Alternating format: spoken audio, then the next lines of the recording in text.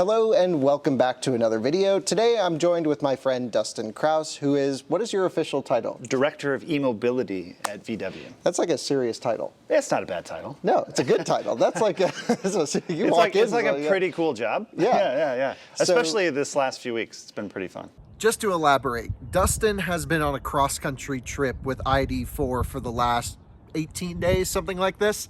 And basically he's just road tripping across the country, shooting a documentary, and Volkswagen was nice enough, Dustin was nice enough to invite me to fly to Phoenix. They shipped a car there and I got to join them for a few days on the southwest section of the country. This interview was shot right before I left to come back here to Colorado. And just for context, because we talked about this trip he was on, but we never explained the trip he was doing. It's cross country all over the place. He's like 7,000 miles in at this point. And this is where we had our interview.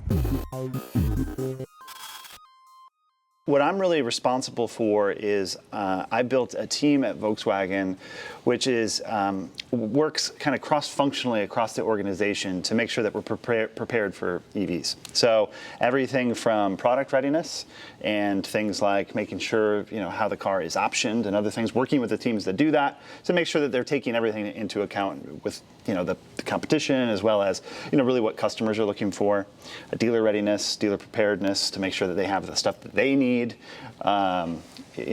Also working cross-functionally with the marketing and sales organization, PR. What I've done is set up a team that has a vertical into every part of the business, and so we have kind of like an EV consultant that sits in with every part of VW. I mean, that's serious. You're touching literally from A to Z, everything to do with EVs on the road in our entire country from Volkswagen. Yeah, and we have an engineering side too, but I'm less than that. It's more focused around market readiness and making sure that we're kind of taking an approach from walking in the customer's shoes, right? So thinking of what a customer is going to want and then trying to deliver on that. Before we get more into that, tell me about how you got that job. What did you do before? Like you have one of the longest EV careers of really anyone. Yeah, you know a little bit about it too, of course. But I worked at Tesla for just under 10 years. I started in Tesla in 2009. When I started there were 2 Tesla stores. I think there was Menlo Park in Los Angeles, and I was responsible for opening up a lot of the stores outside of that market. I actually lived in Chicago at the time. So when I started at Tesla, I had a Roadster, a laptop, and I worked at a Starbucks. The early days. The early days. We literally almost sold those cars kind of, I would say, like door to door in a way. You'd find one person that might be interested, and you're like, who are your friends? Right. Let's find it. So it was a very different time. And often, we were met with, you better keep your options open. This may not work out, right? So to be their early days and then to see the transition to where we are now is pretty interesting, right? To where, 2010, we did a road trip with a Roadster, and we had to stop at KOA campgrounds. We're doing a road trip now, and we're taking detours, and we've gone 7,000 miles already. It's a pretty cool thing to see in about 10 years' time. Yeah, so that road trip that you're talking about, so I flew into Phoenix and met you guys, which was so cool that you shipped a car there for me to join you. That was so nice. Thank you. That's going to be on our Out of Spec Motoring channel. So make sure you take a look at that. And then you guys will have a documentary at some time. We're not sure the release dates of all this stuff. Yeah, so we've had, film crew following us around for all the things that we've been doing. It's a lot of driving and checking out the country. This road trip was not just something about trying to get across the country the fastest way. This is really purposeful in thinking about how you might actually use an EV. Most people aren't going to go out and say, how fast can I get to LA? No, it doesn't make sense to do that unless you're me. That's it. Yeah, just you. We're looking for cannonball runs. But I think, most folks are looking to have an adventure, or they want to go on vacation, or they want to do other things. They want to know that this is possible, where, we've visited over 20 states. We've driven over 7,000 miles. And we're now in California. We started in New York, and we went the long way. We took some detours around the way too, and I think we just really want to show the car's capability, and that you can now use an electric car very similar to what you use in ICE. we didn't really require a whole lot of planning or thought. I mean, you joined the trip. We're like, hey, where are we going to charge next? We just figured it out as we went. Yeah, and certainly being an EV guy for a long time, I'm a lot more comfortable with that. But again, that transition over the last 10 years has made it so easy. And I think with the way that we option the car with the Electrify America charging included is really going to make someone feel comfortable, or maybe even daring that hasn't done this before, to say, let's drive, let's check it out, and really brings that freedom into an electric car that in some of the products that have been out there to date just haven't had. So that's a big thing you brought up, for example, just the Electrify America charging situation that you guys have arranged with them, which is 3 years unlimited charging, which I don't think people realize how big of a deal this is. I mean, from Volkswagen's perspective, you had to, EA is a tier 1 supplier, even though you're kind of under the same umbrella, you still are separate companies. And you have to remain separate companies. Yeah, they treat us and we treat them like any other supplier. Right. So it's not, obviously it's a good relationship. We signed a great deal with them, but it took time to get that done. And it took a lot of convincing too to make that happen. But, I'm really proud of that particular achievement that we have on the ID.4. It's something that you don't even, the Taycan has it and the Lucid have it. Well, Taycan only has it for 30 minutes. Exactly. You have unlimited. Unlimited. e-tron's what, 1,000 kilowatt hours? Well, and there's something to be said for that too, is that we want to take out we want to remove the obstacles for an EV, right? So the first thing that we did, and we worked so hard on, was the price point. An under $40,000 price point, and then when you add in the incentives and sometimes state incentives too, you might even get under $30,000. The range is strong. You've been driving the car a bit. It's great. 250 miles, if not more, depending on how you drive. So so the way I look at this is it's 250 if you drive it normally. Yeah, and you're driving the car now with 20s on it. Yeah, it's not the range spec. Yeah. And so I think, I'm particularly proud also just how the car handles. It's a very comfortable car. It goes the distance and it's good. So, we're driving zero emissions, but then the third pillar to that is the charging. So you've got, driving zero emissions, but now you're driving at zero cost too if you want to go on a long trip. So it's really solving those three barriers. And for me, that experience that I've had in the past has really helped clarify the problem. Because, it's always been, okay, price point, electric cars are expensive, I can't get it. Okay, solve that mostly. I mean, it's still not a cheap car, but you're getting a lot of car for that price point. When you're looking at other competitors, they're in that price point anyways, in this size. So I think we're pretty competitive. Range, awesome.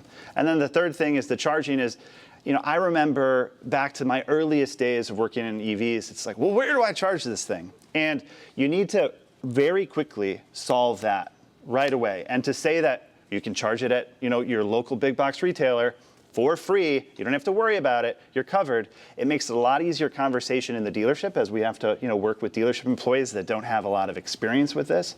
And it helps the customer say, okay, I'm at least going to consider, maybe I'll take a test drive, maybe I'll get it, because I think once somebody actually drives the car, it's like, okay, well, how do I get this thing? Because it's awesome. Yeah, it really does. I mean, that's the best part about ID.4. And I've seen you do it too, just like as totally independent, like meeting people on the street and you're like, dude, get in the car. Yeah, it's my entire focus. And you see it with what we're doing. And again, I think that's some of the clarity from being here before.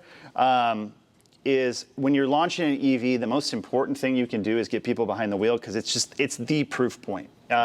Because if you can drive a car like this and you sort of have an epiphany moment every time you get behind the wheel, it's like, well, this is just the way I want to drive from now on. So it's really a core focus of ours to get as many people in the car as possible. We're doing a nationwide test drive tour right now. It's difficult with COVID, but we're doing it. We've got demos at dealers, and we're really pushing them just to be inviting. You put it a way that I really appreciate, which is, this is the friendliest car on the market. We want to really be the friendliest brand when it comes to it too, and get people behind the wheel and say, what do you think? At least give it a shot. And if you're considering an EV, this one really does tick all the boxes. It makes that transition to go from, if you're driving a CR-V or a RAV4 or something now, it makes that pretty easy. So one of the things that fascinates me about your job is, and I don't think many people realize how cars come to the U.S. from other markets. For example, ID.4 is a global car. It's the first global EV. Is it because the e-Golf was global, or? Not as much as MEB ID.4, right? Yeah, and you've got to remember too, the e-Golf wasn't sold in every state, so I wouldn't consider that. Right. You know, it was here, and fantastic car, by the way. Dude, they're a blast. They're a blast. I've been driving one forever, and I can't wait, you know, now to be driving ID.4. But yeah, this one's sold everywhere. So your job is to basically get the option spec from Germany. Here's everything that they can give you. Yeah. And then you have to package it up into a way that is easy to order, is priced correctly for our market and our needs, as well as Canada and things like this for heat pumps specifically. So this is a hot topic. Sure. You didn't choose a heat pump for the US, and I agree with your decision, but I'm excited to hear why. Well, it's cost-benefit analysis, you know, and what we've done is to try to get, you know, the data on if the heat pump's really going to help most consumers. It's sort of an insurance policy that you don't really need in particular, right? And the advantage that we're seeing with heat pump, at least in its current testing and software, for the price of it, we didn't think that it was worthwhile for the American market. It would have ticked the price over the place that we wanted it to go. So it was a conscious decision to say, okay, let's get the car out there. And then the Canadian market was, you know, an opportunity for us to do a little bit of A/B testing. So we know that there's extreme weather conditions in Canada. So we'll put the heat pump in the Canadian car, and we'll see exactly what we're seeing in terms of range. We're not putting it to bed forever. You know, it could be one of those things that we decide to put in down the road. But right now, I just don't think it made a lot of sense. Well, your biggest task, I think, was, and one of the best parts about the car in the U.S. is the price point under 40 grand. Yeah. I mean, you're getting a hugely capable vehicle, I think, at 40. And then for like 42 or 43 with a Pro S, you get glass roof, massaging seats, all the good stuff. Like, that's just insane to me. Yeah. So what made you go into it with because all Volkswagens have been SCL, you know, right? Like, you had to rename the whole thing. That sort of stuff gives me nightmares. You know, when you have a product that's so difficult to purchase, like, you have a hard time making a decision. And we know that, you know, there's already hurdles to go over as someone considers an EV. You know, is this the time to do it? And we know that a lot of the people that are going to be purchasing ID.4, there's certainly going to be folks that have EVs now that are just like, I want to get a better one. And that's great. They get it. And we have to make sure that our dealerships are ready for that sophisticated of customer. You know, they're going to come in and they need to, you know, make sure that the dealership employee is better than the website because they already know everything, right? So they really have to be, you know, that's a tough thing to get the team prepared for that. But then there's the other side of it, the consultative side, which is, I've never had an EV before, I'm scared, I'm not sure. And how do you get that person really involved in the product too? So to do that, you need to make it as simple as possible. And you almost need to design the product to be sold through the internet, because whether they're sold in dealerships or not, 100% of people shop online first. Everyone researches. So if you're shopping online first, you need to make that as simple as possible in terms of like, okay, what am I going to go on? What am I looking for? So we thought of doing it, you know, really our inspiration was, you know, maybe a certain consumer electronics brand that has like a good, better, best kind of scenario, right? So you know, you might have a 16 gig, a 32 gig, and a 64 gig, and that's it. And that's kind of the same sort of thinking that we wanted to have too. So you could make that decision and start online and say, this is what I want. And then we launched reservations too for Volkswagen, which is a totally new thing. Yeah, how hard was that to get through? You know, not as hard as you'd think, actually. Everybody sees that this is coming. The e-commerce, you know, is this idea of like kind of bricks and clicks, right? It needs to work together. Someone's going to start online, and if we could capture that person while they're shopping, it's a better thing for everybody, right? So if you can start your purchase process and then the dealership can finish it, that's going to be a good thing, you know? So that's really the whole philosophy behind that, and it's worked out well. As you saw, first edition sold out super quick, and then when we restocked it, it sold out super quick again. So it's really working, and I think that we'll look to continue to improve that with time too. Yeah, I think the first edition is really rad. It's just so great. The only thing I would like is the light up VW badge, which will come. Yeah, but that was a supplier issue, right? Yeah, so the issue with that is in the European market, that's not something that's allowed, that light up logo. So as the early production European cars came out, they're like, well, we're not getting this. So a lot of the first edition cars come out with, you know, the first European production. So that was something that was just available a little bit later. Yeah, that'll be super cool to see though. I've seen it. I think you'll be really impressed by it.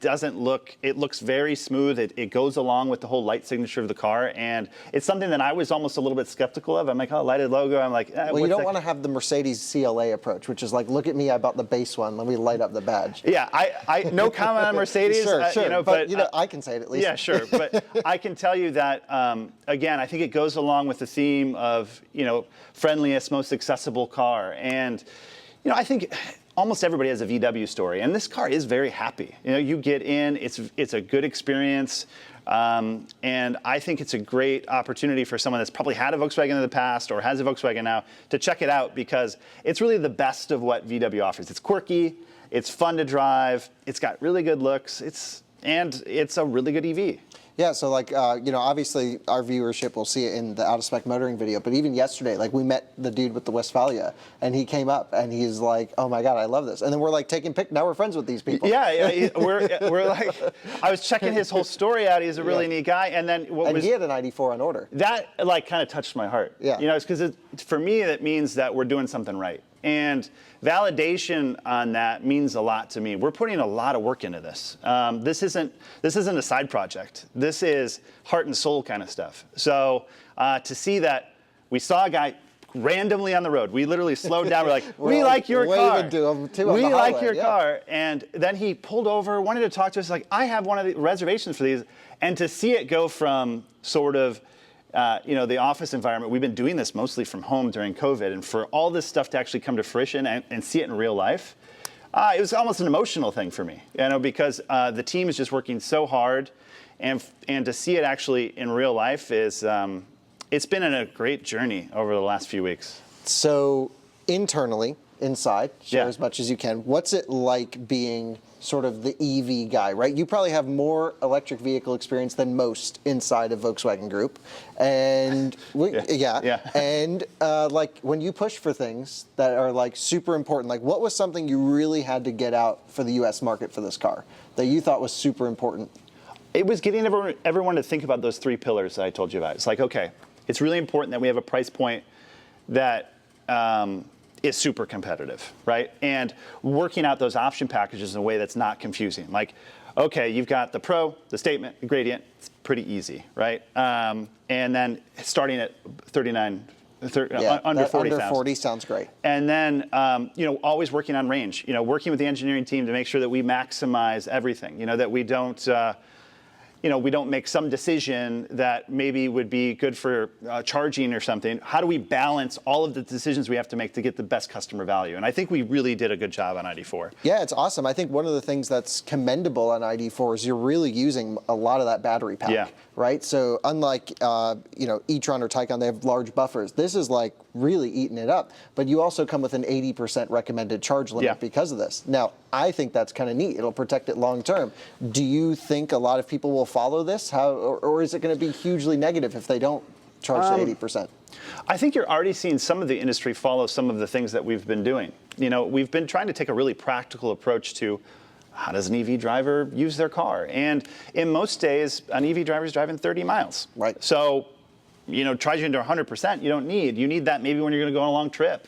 But for most of daily driving, you don't need it. And this was another lesson learned, so that we could bring to the table and say, okay, this is the right way to do this. Right, rather than just assuming everyone's going to always charge to 100 and then lock the battery capacity down to 80%, you're allowing someone to pretty much use most of it and just protect their battery long term. Trust the consumer, to do the right thing and to know how to use the car. And we have to give tools to consumers and I think that's what we're doing right now. It's like, hey, you want to go on an adventure? Here's how you do it. Sure.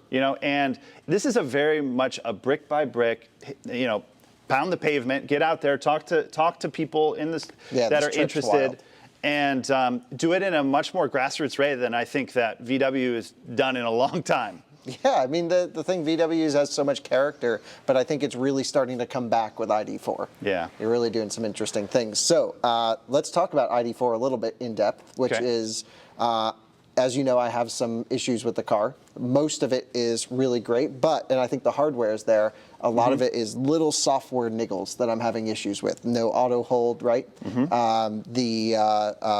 else do we have? No kilowatt reading when you plug it in.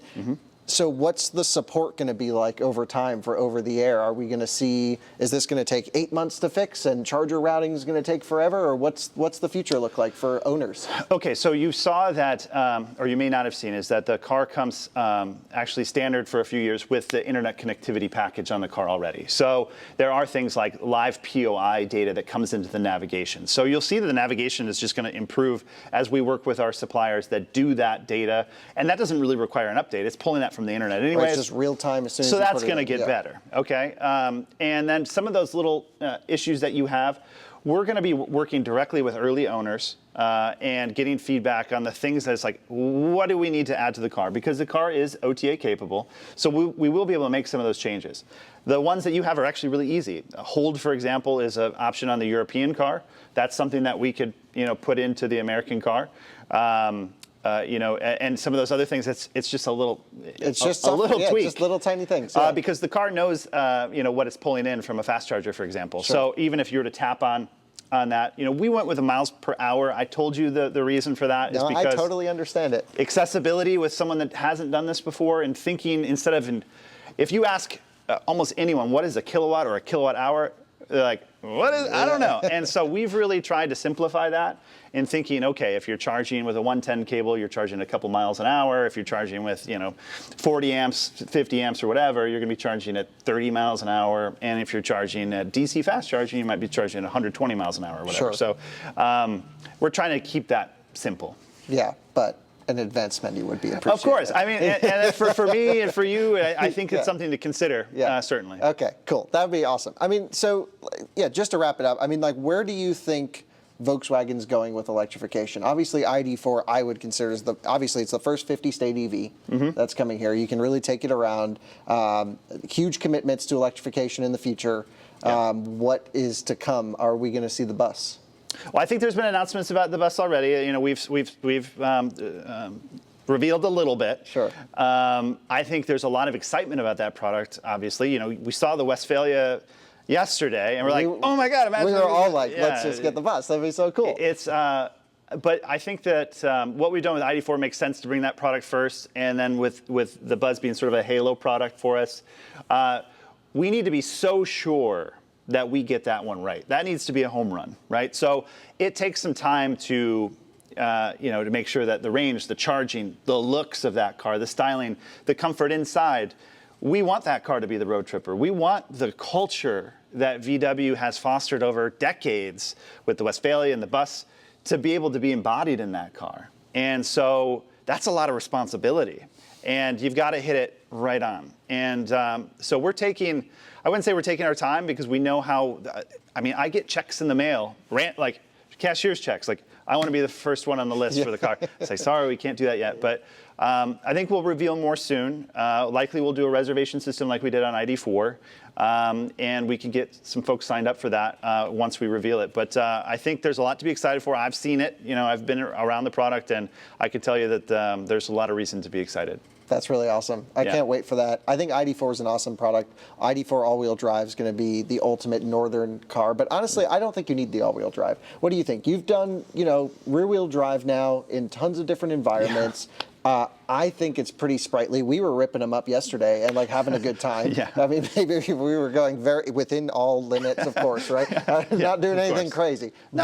But dude, they're fun. And when I was a little kid, my neighbor had a Herbie replica, and I used to just sit in my driveway and stare at it, and dream to have a VW Bug, and especially a Herbie. It was my favorite movie as a kid, So to bring back some of that fun to the product and having a rear-wheel drive, kind of almost vintagey feeling, with a VW, because there hasn't been a rear-wheel drive VW in a long time.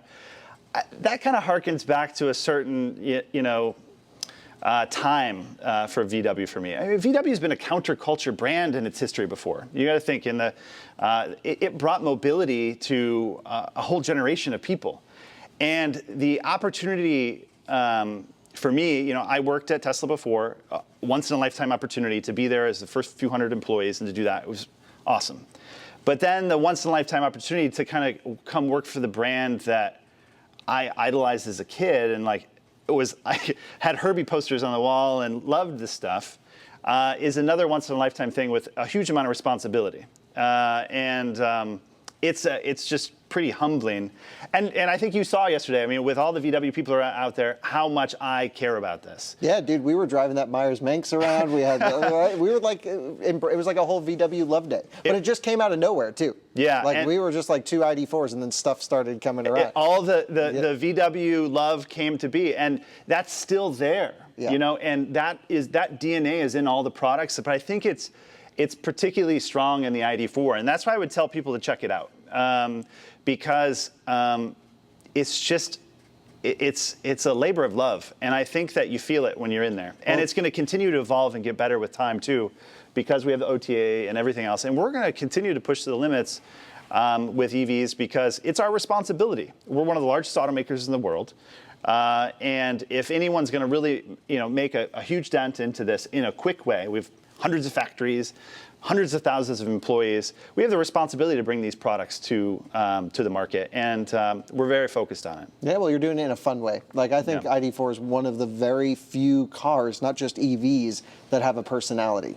Yeah. Yeah, I mean, just like little things like the play and pause buttons, which I want to add to a non-first edition one. Yeah, I think that could be something you end up seeing in the accessory department. And we'll look to continue to find ways to personalize the car because it is so personal. And it does have like this friendly face. It's almost like when you walk up to the car, it's smiling at you. And that's in a world now where we live with like every car is trying to look so mean. And angry and sporty. And yeah, I've got these big flares and a big, front grille, and I'm the angriest, meanest car on the road, where the ID.4 is the polar opposite of that. It's not trying to be something it's not, right? No. It's not saying, go shred me up a canyon, take me around a track. It can do those things. Yeah. It's capable, right? Yeah. The chassis itself is balanced well. But it's all about everyday comfort. Yeah. And that car is extremely comfortable. Massaging seats. It's awesome. Right? I mean, that's just the craziest thing. Well, listen, I've driven 7,000 miles and I'm still walking around. I don't have a sore back, right. And we're really doing this. You were kind of sniffing around like, how many miles are on this car? And like, we're really in the car doing this. Yeah. And we're visiting all over. We're going to film it and we're going to put it out there. But it's been such an interesting experience to me because of all the work that my team and the whole team at Volkswagen's been putting into this, and now to see the reaction from the customers, that's sort of my lifeblood. And like yesterday, that was like one of those days. It was like tear, like to see it all kind of come together. It was awesome, and it just happened, not forced at all. We were just like, I mean, we came up with this plan to go to Joshua Tree last week, like the end of last week. Yeah, like and then we like booked hotels like the few hours before. Well, we were kind of like booking hotels, then they'd get filled up, so the whole team couldn't go. So we'd have to cancel and then go to another one. I mean, it really wasn't. Like, it was just like we had no idea what to expect. No idea at all. And we took the car to its limits too. We went far. There's no Chargers out there. We drove a lot yesterday. Drove a ton yesterday. But the eye-opening thing for me, and I think for you too, was just like, the people like, whoa, is the ID.4 is here. Yeah, it was very recognizable to like just random people off the street. I mean, we stopped at this one charging station where there was a lot of traffic and things were around, and like we caused like issues for traffic. It was wild. Yeah, and I've seen this before, with other products, other new products, and for me, it's great validation. Yeah. It's like, okay, we're hitting it right. We've got something here. How do we build on this? And that's what we'll really look to do with future products. That's what we'll look to in future enhancements for ID.4. And we're really looking forward to getting customers in the car because they're going to discover more things. They're going to tell us what to change, what to do differently. And this is an entirely new era for the brand. We want to get closer to the customer. We want to know more. How are you going to do that? Well, we're working on some things to actually have some communication back and forth with the customer. Obviously, we have a close relationship with our dealers. We have to. So we're going to try to close that loop as tightly as we can so that we can take that feedback and act on it rapidly. In a world with over-the-air updates, you need that sort of feedback loop. Yeah, and what I think is kind of interesting is you guys, even reviews and postings of people, maybe not you personally, maybe you personally, but you guys see everything people talk about the car. Oh, yeah. So it's not like, oh, maybe they know about it. It's like you already know everything people are saying about it. Yeah, and some of that, you read with a grain of salt, right? Because you see people like, oh, I drove this car last week. I'm like, there's no cars you could drive yet. Right, so you see a little bit of that. You certainly see the fan base of other brands out there too. But what's also interesting to me is with this car, I've sort of seen the resurgence of the VW fan, that comes out there and really is like, hey, like, let's look at this from a different perspective, or how did you come to this conclusion? Or maybe you should try it out. Well, I think that's ultimate validation that your existing Volkswagen lover group, which is a large group of people that love Volkswagen. Maybe not always outspoken. Yeah. Right? But there's or not always modern. Right, true. You know, they're the old VW guys and gals. Yeah. But from what I've seen personally is like people love these things. Yeah. Like you ran into a Volkswagen group in the middle of some random, where were you? Maryland or something you were saying? I think it was Delaware. Okay. And then they and I'll send you the picture so you can share it. But literally these folks were like, oh my God, it's here. You know, and these were old air-cooled folks that probably haven't had a modern VW ever. You know, they're still riding around in their vintage bus. Sure. And that's their everyday car. But now they're like, okay, you guys are making something that speaks to me. Which it's a big group of people. Like I said, everybody has a VW story. And, you know, whether it's like, hey, my girlfriend had a VW, she drove a cabriolet or something in high school, or I had an old Beetle or this, you know, it's, there's always something, right? And I think people have that deep connection with this brand that I hope that we can rekindle with ID.4. I can't wait to share more stories. Yeah, definitely. It'll be fun. So thanks for watching, of course. Thanks for taking the time. Yeah. You've been going like crazy. So this is like, people don't realize really like behind the scenes, like you literally haven't slept in like forever. Yeah. Well, you've seen, I mean, I'm trying to make sure that we're represented in that way. This is like, I can't stress enough like the labor of love this is. And for the whole team. It's not just me. You see some of the other people that we're with, how much we care about this. Everyone's into it. It's not just because it's a job. Right. You know, it's something bigger than that. And it goes back to some of that responsibility that we have to be a good example and to put good stuff out there that people are going to really enjoy. And you get, you know, lifeblood from that. Like I said, when you see somebody digging what you do, it's great. And, you know, being a parent too, you know, being a part of something that matters is a great example for your kids. I have 3 little kids. You know, I want to work on stuff that matters. And so I feel really great about what we're doing. I think we are doing stuff that matters. And I hope that everyone gives it a shot, gets behind the wheel, tries it, because I think they'll see that we're putting everything in this one. And how would someone drive it? Just go to the dealer, right? You could go to a VW dealer. You go to any VW dealer's website. You can actually schedule test drives through their website. You could go directly to one of their dealerships. And we also have a nationwide test drive tour happening right now as well. So, you know, Google search ID.4 test drive. You'll find that. You'll find locations that are doing that. But many roads can take you to driving an ID.4. The dealerships across the country right now have ID.4 demos. Go give it a shot. Cool. Thanks for watching. See ya.